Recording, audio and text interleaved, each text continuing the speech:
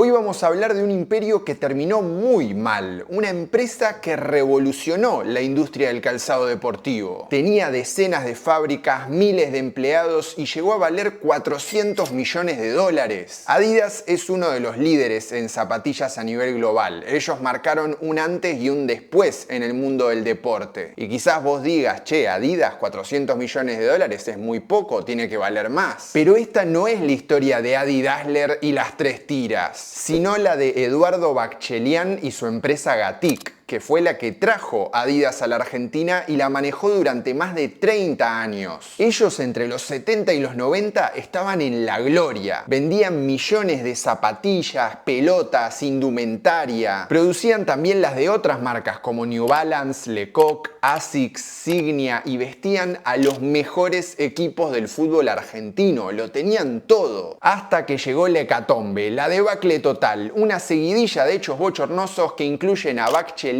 Alfonsín, Menem, Cavallo y un grupo de bancos que terminaron con la dramática quiebra de la empresa. Y hubo la charla de pasillo. Todo un contubernio para destrozar esta empresa que no tiene precedentes en el país. ¿Qué pasó con esta compañía? ¿Por qué se cayó a pedazos? Bueno, esta historia empieza así. Hola, mi nombre es Javier Ledesma y hoy quiero que hablemos del caso Gatik. ¡Vamos!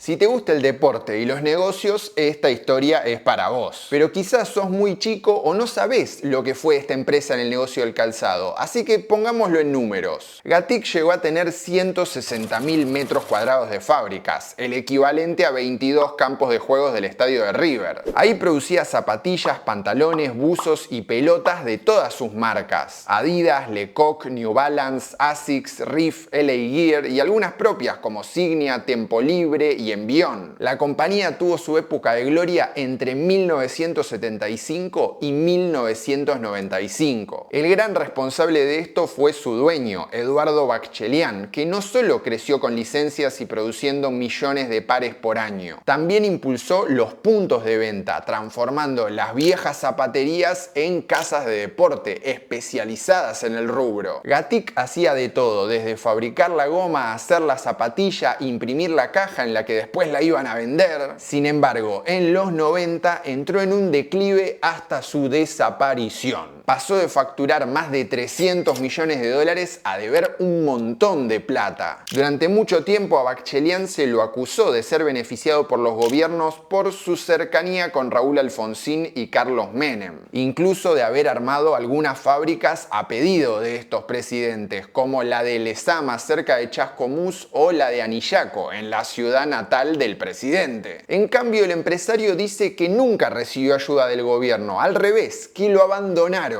Asegura que varias de las medidas económicas fueron las que terminaron destruyendo a su compañía. Y todo esto lo cuenta con nombre y apellido en su libro El error de ser argentino, que es más un relato como autocelebratorio, pero tiene cosas interesantes que las vamos a ver hoy. Sin embargo, antes de eso tenemos que viajar más atrás en el tiempo, porque repasar la historia de Gatik es también hacer un recorrido por la evolución de la industria del calzado deportivo en Argentina. Así que primero lo primero, arranquemos por el principio. El 7 de enero de 1930 nació Eduardo y Edvard Bacchelian. Su padre Isaac era un inmigrante armenio que había escapado del servicio militar durante la ocupación turca en el genocidio. En Argentina, Isaac se convirtió en un líder dentro de la colectividad armenia. Su casa era una especie de unidad básica llena de refugiados. Era realmente un referente. Hasta hay un colegio armenio que lleva su nombre, pero acá estamos para hablar de negocios. Isaac Bacchelian fundó una pequeña fábrica de zapatillas con la marca Silicia y al poco tiempo la vendió. Después tuvo un taller textil en San Martín, provincia de Buenos Aires, donde su hijo Eduardo empezó a trabajar. El problema es que las máquinas se rompían todo el tiempo. Entonces Eduardo iba seguido al taller del italiano, Italo Percosi, para arreglarlas y un día se les ocurrió una idea. Pensaron fabricar cinta aisladora porque decían que la que había acá era de muy mala calidad. Pero un amigo italiano de Percosi llamado Franco Franzosi, que trabajaba en una fábrica de caucho, les dijo: no, ustedes tienen que hacer zapatillas, ese es el futuro. En 1954 Baccellian y los dos italianos fundan Gatik SRL, cuyo nombre estaba inspirado en Gatico, el pueblo piamontés donde nació Franzosi. El proyecto de movida arrancó pésimo. Un vendedor se llevó el primer lote de zapatillas y nunca volvió con la plata. Así que Percosi y Franzosi decidieron abrirse de la sociedad. Por si les divierte el dato de color, Percosi fundó una empresa de cables de acero que hizo el cableado de los ascensores del Empire State. Datos sin contexto. Cuestión que Baccellian siguió con su idea y hacía zapatillas marca Gatik, que eran de tela y suela de goma espuma. Y cuando el negocio empezaba a funcionar, su padre le hizo una propuesta. Quería ser su socio y había visto una fábrica más grande en San Martín con mezcladora de caucho, es decir, iba a poder fabricar lo que necesitaba para hacer la suela. Sin embargo, hubo varios cortocircuitos entre padre e hijo. Primero Eduardo se fue, después Isaac se fue y al final Eduardo quedó a cargo de todo. Él tenía la mayoría de las acciones, aunque el resto de sus accionistas eran básicamente amigos y familiares. Estaba José Baccellian, su primo Ara Kopushian, su hermana Nélida Baccellian. En su momento Eduardo decidió cambiar. Empezó a producir más suelas de goma y menos zapatillas. Es decir,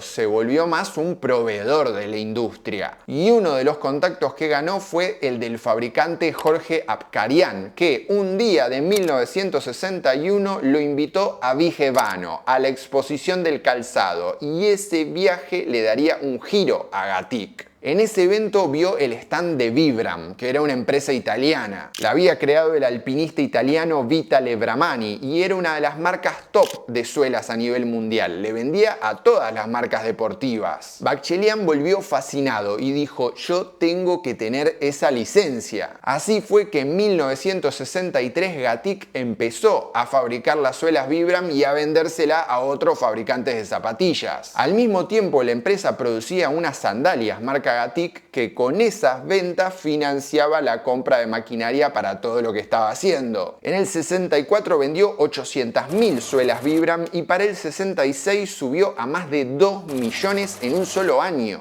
Una imitación jamás tiene la calidad del original. Por eso exige su calzado con suela Vibram del andare facile. A ver si se avibran.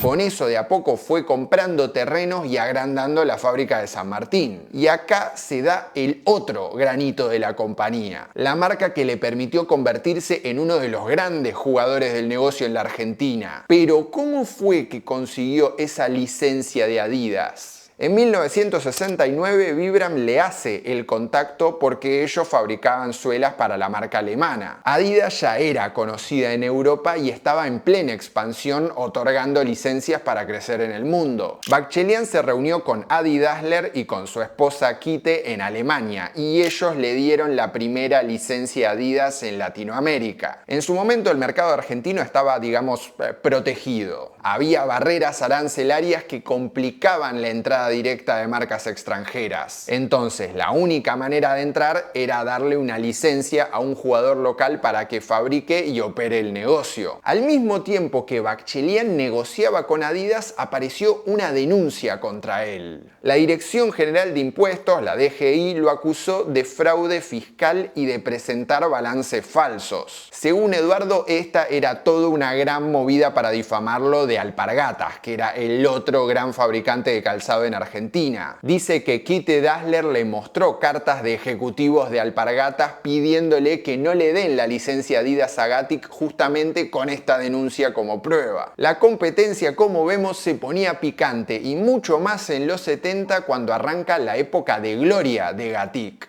En septiembre de 1970 salen a la venta los primeros modelos de Adidas fabricados en Argentina y a las pocas semanas ya producían más de 400 pares por día. Para el 72 sumaron pantalones de fútbol, buzos, indumentaria deportiva. Aparte, el mundo del fútbol se convirtió en una gran vidriera. La marca de las tres tiras pasó a ser sponsor de la selección argentina en el Mundial 74 y en el 78 tuvo un enorme boom publicitario. Acá jugaba un papel fundamental el encargado de relaciones públicas de Gatik. que era Pepe Peña, el periodista deportivo y padre del recordado Fernando Peña. Gatik no solo se vinculaba con la AFA, sino que vestía a la selección de rugby, al Comité Olímpico, organizaba el equipo Adidas, un rejunte de estrellas como Luis Artime, Miguel Brindisi y Amadeo Carrizo, que jugaban partidos de fútbol. Incluso Bacchelian se ponía la camiseta como marcador central. Este crecimiento llevó a que Puma, la némesis de Adidas, también quisiera venir a la Argentina. Ahora bien, en esta época se dan dos puntos fundamentales de esta expansión de Gatik en el negocio. El primero tiene que ver con la promoción de las casas de deporte. En ese momento había pocas, el calzado deportivo se vendía en kioscos de revistas o zapaterías. Gatik empieza a exigirle a esos negocios que se transformen, que se especialicen. A veces les financiaba parte de esta reconversión con el stock que producía. Y el segundo punto es el desarrollo industrial por fuera del conurbano bonaerense. A fines del 74 compró una fábrica en la ciudad de Córdoba, después sumó otra en La Calera, en la misma provincia. Durante esa década y en los 80 fue comprando o levantando fábricas en varios puntos de la provincia de Buenos Aires. La particularidad es que no elegía grandes centros urbanos, sino localidades chicas, a veces pueblos. Así es que se fue transformando en algunos casos en el principal empleador del lugar donde estaba. Por ejemplo, en Pardo, Saavedra, Pigüé, Las Flores, Curamalal, Huanguelén, solo por nombrar algunas. Y también tuvo fábricas en La Rioja, de las cuales Bacchelian se arrepintió, pero después les voy a contar sobre esto. La década del 80 arrancó con algunos hitos, aunque ahí también se empieza a ver la semilla de algunos problemas. En el 81 Gatik exportaba calzado Adidas a Italia, a Francia, incluso a Alemania. Esto se corta con la guerra de Malvinas y después nunca se retoma porque los alemanes ya habían armado toda la producción en Asia. Además de exportar, abre Show Sport, que era su propia casa de deportes que llegó a tener 80 sucursales, entre propias y franquicias. Ahí vendía Adidas y todas las otras marcas que fue sumando. La línea Arena de natación, la estadounidense New Balance. En el caso de Lecoq, la licencia recién la consiguió después del Mundial 86, que en ese momento encima la marca pertenecía a Adidas Francia, de Horst Dassler, el hijo de Adi. Otra marca de la que tenía la licencia es Bata, que a nivel mundial es gigante y vimos en su momento en el canal su historia porque es súper interesante. Llegaron a construir ciudades enteras para sus fábricas. Pero bueno, me estoy yendo de tema. Parte de este gran crecimiento de Gatik tuvo que ver con un problema que empezó a tener a partir de 1985. El gobierno de Raúl Alfonsín lanzó el Plan Austral y una serie de medidas como congelamiento de precios, subieron los salarios, los servicios y eso complicó la rentabilidad de la compañía. Entonces, ¿qué teníamos que hacer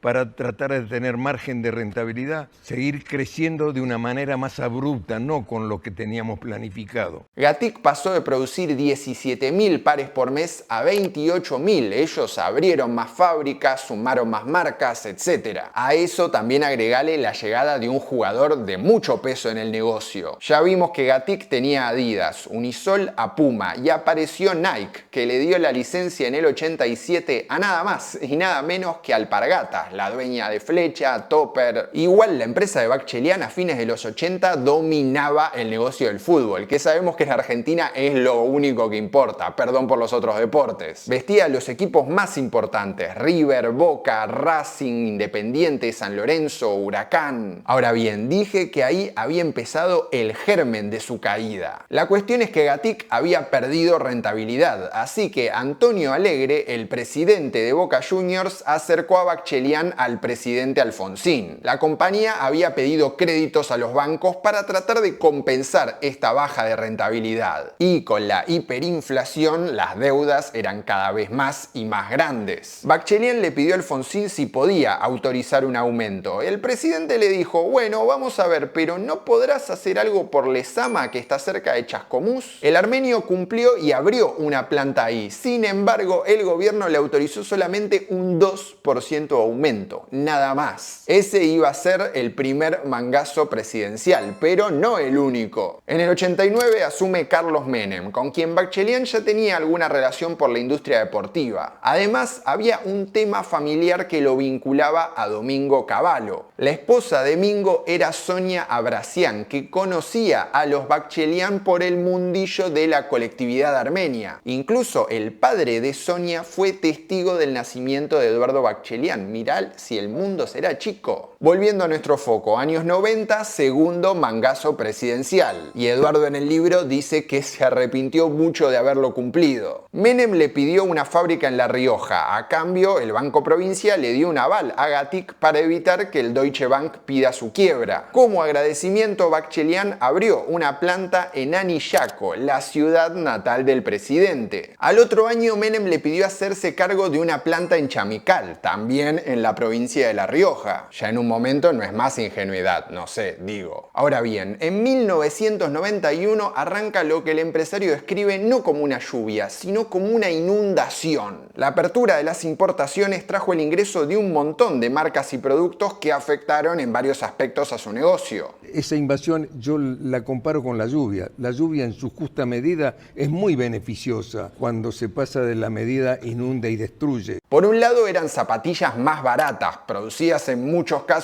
en países con dudosos derechos y condiciones laborales. Por el otro, estos importadores le ofrecían mejores condiciones a las casas de deporte. Si Gatik te daba 30 días para pagar, ellos te daban 60 o 120. Para compensar eso, la empresa empezó a tomar deuda. Se valió de los eurobonos, que son títulos de deuda colocados en el exterior, en particular en Europa y los Estados Unidos, sin estar sujetos a la regulación local. Ya vimos que con la convertibilidad varias empresas se endeudaron en moneda extranjera y había muchos inversores que estaban dispuestos a poner su plata acá. Y un joven economista, Martín Redrado, por entonces presidente de la Cámara Nacional de Valores, le propone sacar a la empresa a la bolsa. Ellos hacen todo el proceso y Gatik obtiene una evaluación de 400 millones de dólares. Sin embargo, a fines del 94 estalla lo que se conoce como la crisis del tequila y esos planes se van en picada. A esos inversores que antes tenían muchas ganas de poner su plata ya no les interesaba el riesgo de países emergentes como la Argentina. No solo adiós a los eurobonos, sino que esos acreedores empezaron a pedir la plata ahora, que les paguen ya. Y Adidas, que había sido su aliado durante años, de golpe empezó a ver una oportunidad. Si se puede importar libremente, ¿por qué le estamos pagando a este tipo 5 o 7% de regalías cuando podemos traerlo directamente nosotros y ganar mucho más? Le proponen armar una sociedad, Adidas Argentina S.A., para importar algunos productos muy técnicos que eran muy caros de producir acá. En realidad era el primer paso para tratar de ir borrándolo un poquito del mapa. Para ese momento ya no estaban ni Adi Dassler, ni Kite Dassler, ni Horst Dassler, todos se habían muerto. Y eso lo vimos en el video de Lecoq, que se los dejo por acá por si tienen ganas, les interesa el tema y lo quieren ver. Cuestión que acá es donde se da el inicio de la hecatombe, la debacle total. Bakchelian se junta con Cavallo para pedirle una mano. La empresa estaba endeudada, cobrando a plazos más largos y vendiendo menos por las importaciones. Al parecer el ministro le consiguió que el Banco Nación, el Banco Provincia y el Banco de Córdoba levanten esos documentos. O sea que pasaba de verle a los bancos nacionales y no a los de afuera. El ministro Cavallo mismo intervino para que los bancos nacionales devolvieran los préstamos que había tomado Gatik.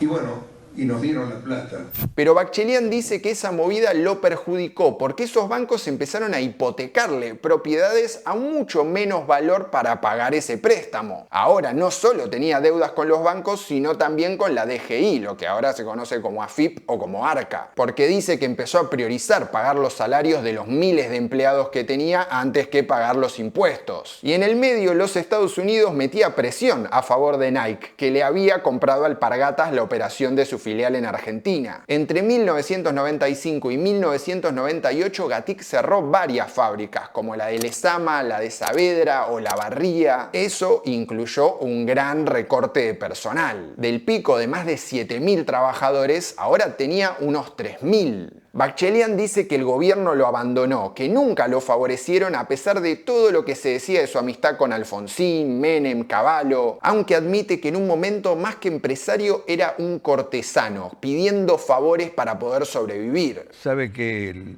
finalmente lo que dijeron, hay que saber moverse en los pasillos, interpretar lo que significa eso. Sin embargo, algunos ex empleados de sus plantas aseguran que Gatik también traía contenedores con productos importados, que en muchos casos llegaban capelladas hechas en Taiwán y ellos ahí les ponían una etiqueta Made in Argentina. El último gran proyecto de la compañía fue una alianza con TIC de Carlos Ávila. En 1999 lanzaron en conjunto la marca Signia. Gatik se encargaba de producir y vender, mientras que TIC hacía la publicidad. Pero acá entramos en la recta final, los últimos años antes de la quiebra y el cierre definitivo de este imperio del calzado. Eduardo Bakchelian manejó la empresa desde su fundación en los 50 hasta 1995. Ese año le pasó el mando a Fabián, su hijo menor. Todos le decían que pida el concurso de acreedores, pero Eduardo se negaba. Sabía que si lo hacía, Adidas tenía la excusa perfecta para revocarle la licencia. En el medio hubo varios intentos legales, pero son muy técnicos. Lo importante es que ninguno funcionó. Al final, a la empresa no le quedó otra opción. En octubre de 2001, Gatik entró en convocatoria con una deuda que superaba los 350 millones de dólares. No solo debía a los bancos, sino que también se había empezado a atrasar con los salarios. Por eso en 2002 Adidas le sacó la licencia, que era uno de sus principales motores de ingresos. Ahí Eduardo decide volver a la empresa. Declara que en verdad se equivocó en poner a su hijo, que ahora es tiempo de revancha. Con la crisis de 2001 y la devaluación se había cortado un poco el chorro ese de tanto producto importado, y la especificación de la deuda le daba un poco de aire a la compañía. La idea de Gatik era apostar por Signia como emblema, más las otras licencias que tenía, como Lecoq Sportif, Babel Gamers. Igual esto no duró mucho porque necesitaba todavía reestructurar esa deuda. En 2003 el gobierno de Néstor Kirchner barajó la posibilidad de un rescate a Gatik. Sin embargo, Bakchelian dice que el que le bajó el pulgar fue Felipe Solá, entonces gobernador de la provincia de Buenos Aires. En febrero de 2004 Lecoq le saca la licencia y en septiembre de ese año Gatik se declara en quiebra con una deuda de más de 500 millones de pesos. Miles de trabajadores quedaron a la deriva. Algunos, como los de Pigüé, hicieron tomas de la fábrica y fueron reprimidos por la policía. También hubo marchas de empleados de Gatik reclamando por sus puestos de trabajo. Para muchos en su momento la empresa fue un gran motor de la economía de algunos pueblos. Otros se quedan con esa última imagen, la de una compañía que no supo cómo recuperarse y los dejó sin trabajo. Lo que don Eduardo Bakchelian hizo para Suárez no lo hizo nadie. Quedó la doble imagen o la última imagen de él como el tipo que jodió a todo el mundo. Varias de todas esas plantas cerraron y otras se reconvirtieron o pasaron a otras manos. La de Coronel Suárez formó parte del grupo DAS, que fabricaba para Adidas y Nike hasta su cierre en 2025. Otras se las quedó Guillermo Gotelli, un ex ejecutivo de Alpargatas, y algunas pasaron a ser cooperativas, como las de Pigüé y la histórica de San Martín. Fabián Bakchelian hoy sigue ligado al rubro como director de Visa, la licenciataria de Under Armour y Champion en Argentina. Eduardo siguió con algunos proyectos, intentó volver a fabricar, asesoró también a empresas de calzado, pero el 7 de julio de 2022 Eduardo Edvard Bakchelian murió a sus 92 años. El caso Gatik es realmente muy interesante. ¿Cayó por desinterés del gobierno o por errores propios? ¿Podría haberse hecho algo distinto, algo que cambie esa situación? Adidas tiene una gran participación en el mercado argentino y la verdad parte de ese desarrollo o esa presencia que tiene se la deben a Bakchelian. En 2010 el director de la marca dijo en una nota con Clarín: él hizo un trabajo extraordinario, todavía hay gente que cree que Adidas es una marca argentina. Bakchelian instaló la marca y en ese punto de partida fue una gran ventaja. Más allá de cómo terminó, es indudable que formó parte del gran crecimiento de la industria del calzado, no solo en fabricación, sino en cómo se vende, en cómo se publicita. Y ahora ustedes ya conocen esta historia. Esto fue todo, espero que les haya gustado. Si así fue, como siempre les digo, déjenme un pulgarcito acá abajo. Si de alguna manera quieren colaborar con este proyecto, pueden mandarme un cafecito, va a estar mi usuario acá en la caja de la descripción. De paso les recuerdo que si les gustan los videos pueden suscribirse a mi canal haciendo clic ahí donde dice suscribirse, o si quieren convertirse en miembros del Club de las Misceláneas, hacen clic donde dice unirse y con una pequeña participación, un pequeño apoyo económico, ya forman parte de esta comunidad. Y habiendo dicho esto, no me queda nada más para decir, les voy a dejar por acá los contenidos relacionados y nosotros nos vemos la próxima.